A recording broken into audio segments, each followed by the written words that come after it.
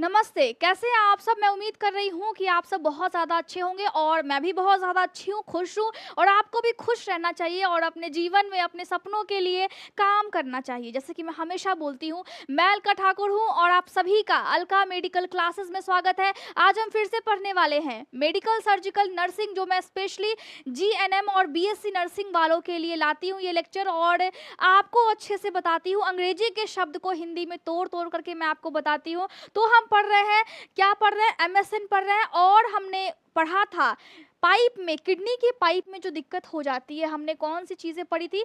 ये देखिए, हमने ये पढ़ी थी कि किडनी में इन्फेक्शन हो जाए, क्या प्रॉब्लम होता है, उसको हम पाइलोनेफ्राइटिस बोलते हैं। किडनी के एनाटॉमी और फिजियोलॉजी को हम अभी पढ़ रहे हैं। आप कोई भी कोर्स कर रहे हो, बीएससी नर्सिंग कर रहे हैं, जीएनएम कर रहे हैं, फार्मा कर रहे हो, फिजियोथेरेपी कर रहे हैं या फिर लैब टेक्नीशियन का कोर्स कर रहे हो, कोई भी आप कोर्स कर रहे हैं, एनाटॉमी एंड फिजियोलॉजी आपको देखना चाहिए, ठीक है?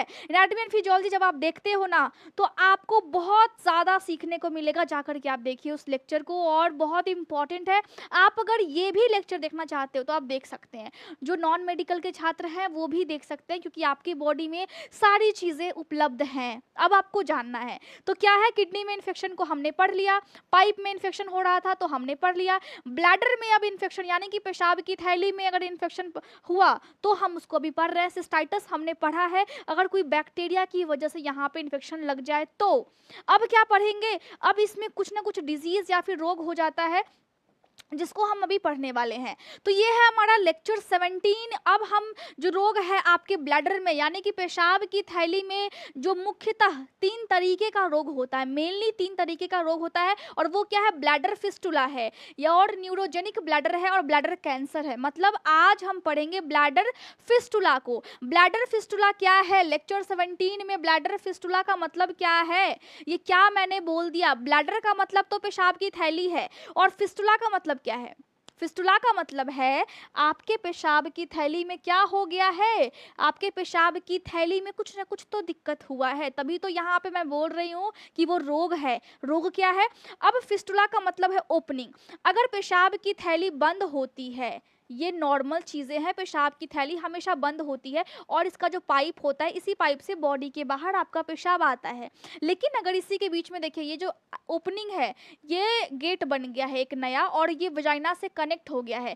कहीं भी बॉडी में आपके पेशाब की थैली में अगर ओपनिंग हो जाए और वो या तो वजाइना से या फिर आपके पीछे आने वाली, ये क्या है? ये आपकी आंत है। अगर यहाँ तक ओपनिंग हो जाए तो पेशाब आपका पेशाब के रास्ते से आने की बजाय आपकी इस चीज़ों में, वजाइना के पार्ट में और आपके यहाँ पे आंत में चला जाएगा वो ओपनिंग। तो वो दोनों चीज़ें मिक्स हो जाएंगी। दोनों चीज़ों को मिक्स होना है क्या? नहीं होना है मिक्स। समझ रहे हो? आप आगे क्लास में चले गए, फिर आप पीछे क्लास के बच्चों के साथ बैठोगे क्या मिक्स होकर के? नहीं बैठोगे। क्या बोलोगे? हमको तो अपने क्लास वाले के पास बैठना है। बोलेंगे कि नहीं बोलेंगे? वैसे ही यहाँ पे ब्लैडर का एक स्ट्रक्चर है, लेकिन यहाँ पर हो गई है ओपनिंग। अब ये जो ओपनिंग हुई है, ये नॉर्मल है या फिर एबनॉर्मल है? ये ओपनिंग एबनॉर्मल है, क्योंकि नॉर्मली ऐसा नहीं होता है। अब हम इसी ओपनिंग को बोलते हैं, क्या बोलते हैं? इसी ओपनिंग को हम फिस्टुला बोलते हैं। बॉडी में क्या हो जाता है जब ऐसी ओपनिंग हो जाती है? सबसे पहली बात, या तो आपको जन्मजात ये दिक्कत हो सकता है, अगर नहीं है तो चोट लगने की वजह से बहुत ज़्यादा ये वाली दिक्कत होती है।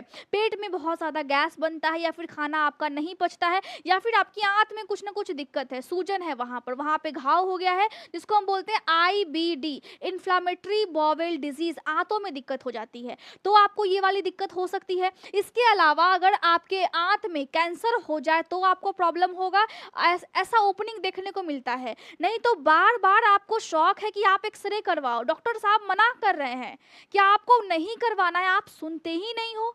तो इस कंडीशन में ऐसे दिक्कत हो जाती है, एबनॉर्मल ओपनिंग हो जाती है। तो ये सारे कारण है। अब कारण को मैंने क्या बोला है? इटियोलॉजी। मेडिकल टर्म में हम कारण को इटियोलॉजी बोलते हैं। तो पेशाब की थैली में जो एबनॉर्मल ओपनिंग है वो इन चारों कारण की वजह से हो सकता है।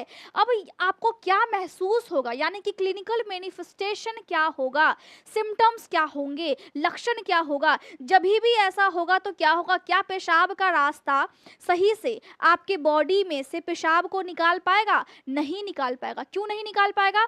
क्योंकि आपके पेशाब में अलग से एक गेट बन गया है। एक ही गेट था, अब 2 गेट है। अब 2 गेट है तो पेशाब एक गेट से भी आ रहा है थोड़ा थोड़ा करके, और दूसरे गेट से भी भैया फिर पास हो रहा है दूसरे जगह पे। तो आपके वजाइना में पेशाब चला जाएगा, जिसकी वजह से वजाइना से पेशाब आएगा जब आप पेशाब करेंगे। तो अगर वो जो ओपनिंग है आपकी ये वाली छोटी सी, अगर ये जो ओपनिंग है ये यहाँ पे है और आंत तक अगर रहती, तो आपके वजाइना से फिर मल आता। वजाइना से फिर मल आएगा तो क्या होगा? लेडी के बॉडी में अगर ऐसा हुआ, वजाइना किसके पास होता है? सिर्फ और सिर्फ लेडी के पास होता है, फीमेल के पास होता है, मेल के पास नहीं होता है। ठीक है, मेल के पास नहीं होता है, सिर्फ किसके पास होता है? फीमेल के पास होता है। तो ये जो आपकी वजाइना है तो वजाइना से आएगा, और जो मेल है उनके पेनिस से फिर मल आएगा, स्टूल आएगा। तो आपके पेशाब के रास्ते में चाहे मेल हो या फिर आप फीमेल हो, दोनों में को क्या हो जाएगा? इन्फेक्शन हो जाएगा, यूटीआई की समस्या हो जाएगी। अब बार बार ये चीजें होंगी तो आपको समझ जाना है कि मुझे चेक करवाना है अपने बॉडी को, इसको इग्नोर बिल्कुल नहीं करना है। ठीक है, अब ये वाली दिक्कत हो गई है, तो ये वाली तो सिम्टम्स आएंगी, बुखार लग सकता है, पेट के पास दर्द हो सकता है, पेशाब में खून, जलन, सब चीजें हो सकती है। और कभी कभी ऐसा भी होगा कि आप खड़े रहेंगे और पेशाब लीक हो रहा है, मतलब आपका कंट्रोल आपके पेशाब की थैली पे अब नहीं रहा, ये भैया स्वतंत्र हो गया है, आपका कंट्रोल इस पे नहीं है। ये क्यों कंट्रोल में रहेगा? आप कंट्रोल में रहते हो क्या किसी के? मम्मी बोलती है ना कि आप मम्मी के कंट्रोल में नहीं रहते हो, तो आप कंट्रोल में रहते हैं क्या? आप नहीं रहते हो। तो यहाँ पे भी जब जैसे ही आपके कंट्रोल से ये बाहर गया, बस ये अपना मनमर्जी करेगा, बस ये अपनी ख्वाहिशें पूरा करेगा, अपने हिसाब से कहीं भी आपके यूरिन को भेजेगा। तो यहाँ पे दिक्कत वाली बात हो गई। जब ऐसा होता है, एक और चीज़ मैं आपको बता दूं कि जब विजाइना के पास है तो हम उसको क्या बोलते हैं? हम उसको बोलते हैं वेसिको विजाइनल फिस्टुला। क्या बोलेंगे? वेसिको विजाइनल फिस्टुला, क्योंकि हम ब्लैडर फिस्टुला पढ़ रहे हैं। फिस्टुला का मतलब ही होता है एक एबनॉर्मल ओपनिंग, कहीं भी ओपनिंग हो जाना, एक होल हो जाना, एक रास्ता बन जाना। तो क्या बोलेंगे? वेसिको विजाइनल फिस्टुला बोलेंगे। ठीक है, ये चीज़ें बोलेंगे। और अगर आंत तक वो ओपनिंग है तो हम क्या बोलेंगे? एंटेरो वेसिकल फिस्टुला बोलेंगे। ये दोनों मेडिकल टर्म याद रखने हैं। पीडीएफ अगर चाहिए आपको तो आपको क्या करना है? आपको टेलीग्राम पर मुझे मैसेज करना है। ठीक है, मैसेज करते हैं बहुत से लोग, आपको भी करना है। आपको पीडीएफ चाहिए, अलका मेडिकल क्लासेस एप्लीकेशन पे आपको मिल जाएगा।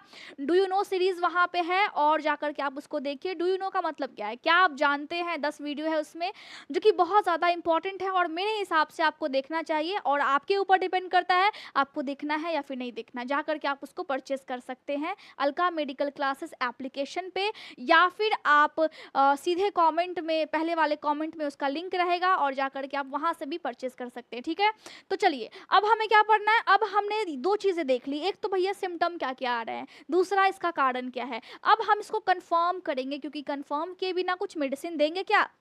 नहीं देंगे ना। तो कंफर्म किए बिना हम कुछ भी मेडिसिन नहीं देंगे। तो क्या करते हैं हम उसको हम बोलते हैं डायग्नोस्टिक इवैल्यूएशन। इसमें सबसे पहले हम मेडिकल हिस्ट्री लेते हैं और फिजिकल एग्जामिनेशन करते हैं पेशेंट का। इसका मतलब क्या है? पेशेंट की बॉडी की जांच करते हैं और पेशेंट को पहले कोई ना कोई दिक्कत था, क्या था, मेडिसिन क्या खा रहे थे या फिर क्या खा रहे हैं, बॉडी में कौन कौन से और दिक्कत है अभी, उनको सारी चीज़ों को हम पूछते हैं। फिर हम पेशेंट को भेजेंगे सिटी स्कैन के लिए। फिर हम पेशेंट के ब्लैडर की जाँच करेंगे, उसको हम क्या बोलते हैं? सिस्टोग्राम बोलते हैं। और हम उसके पूरे पेशाब के रास्ते की, किडनी की जांच करेंगे, उसको हम क्या बोलेंगे? एक्सक्रीटरी यूरोग्राम बोलेंगे। और पूरे किडनी की अच्छे से, या फिर पेशाब के रास्ते की हम उसको एक्सरे करेंगे, तो अच्छे से हम किडनी, ब्लैडर और यूरेटर सबकी हम क्या करेंगे? सबका हम एक्सरे निकलवाएंगे, ताकि हम देख पाए पेशेंट की बॉडी में क्या दिक्कत है। अब लास्टली अगर ये कंफर्म हो गया कि ब्लैडर फिस्टुला है, तो हम मैनेजमेंट करते हैं। नॉर्मली मैनेजमेंट में क्या क्या चीज़ें की जाती है? नॉर्मली हम क्या कर सकते हैं मैनेजमेंट में? अगर हम देखें तो सर्जरी आप कर सकते हैं। अगर वहाँ पर कोई पस बन गया है तो हमें पस को निकालना है, क्योंकि पस की वजह से पेशेंट को इन्फेक्शन हो सकता है। अब वहाँ पे अगर कोई और डिजीज़ है, मान लिया कि उसके पेट में कोई रोग है, पेट में घाव हो गया है, या फिर आंतों में उसके छोटे छोटे क्या होते हैं ना, वो घाव टाइप का हो जाता है, पिंपल टाइप का निकल जाता है, उसको हम क्या बोलते हैं? उसको हम बोलते हैं डाइवर्टिक्यूलाइटिस। और उसको आंतों में उसके सूजन हो गई है, आंतों में अल्सर हो गया है, जब भी ऐसी वाली दिक्कत हो तो हम उसको भी ठीक करेंगे और इसको भी ठीक करेंगे, ठीक है। अगर कैंसर है तो उस वाले टिश्यू को पूरा काट करके हमें हटाना होगा और साथ में थोड़ा सा हम हेल्दी टिश्यू को भी हटाते हैं, हेल्दी लेयर्स को भी वहाँ से हटाते हैं, ताकि इन्फेक्शन आगे ना फैले, पेशेंट की जान पे ना बनाए। अगर आप मेडिकल लाइन से हैं तो आपको समझना पड़ेगा कि अगर पेशेंट की जान पे बन आती है तो ये बहुत खराब बात है, क्योंकि आपके नॉलेज के ऊपर सवाल उठता है। आप इस लाइन में हो तो आपको नॉलेज अच्छी रखनी है कि हाँ भैया, पेशेंट मेरे पास आया है, पेशेंट की जान बचनी चाहिए, पेशेंट को कुछ नहीं होना चाहिए, ये हमारे ऊपर है, क्योंकि हमारे पास नॉलेज है। हमारा ये दायित्व बनता है कि हम अपने नॉलेज की मदद से उनकी जान को बचाएं, ये आपका भी दायित्व है। इसीलिए इस कोई भी फील्ड में आप हो, इस लाइन को आप हल्के से मत लो, आपके ऊपर बहुत बड़ी रिस्पॉन्सिबिलिटी है। आप समझ रहे हो मेरी बातों को? तो मैं उम्मीद करती हूँ कि आपको समझ में आ गया होगा, और कोई भी डाउट होता है आप टेलीग्राम पे पूछिए, और भी अदर सोशल साइट्स जो है वो डिस्क्रिप्शन बॉक्स में उसके लिंक दिए हुए हैं, जा करके आप वहाँ भी कनेक्ट हो सकते हैं, ताकि आपको अपडेट मिलता रहे। और मैं उम्मीद करती हूँ कि आप अपने लिए काम करेंगे, अच्छे से अपने हेल्थ का ख्याल रखिए, खुश रहिए और सपनों के लिए काम करना भूलना नहीं है।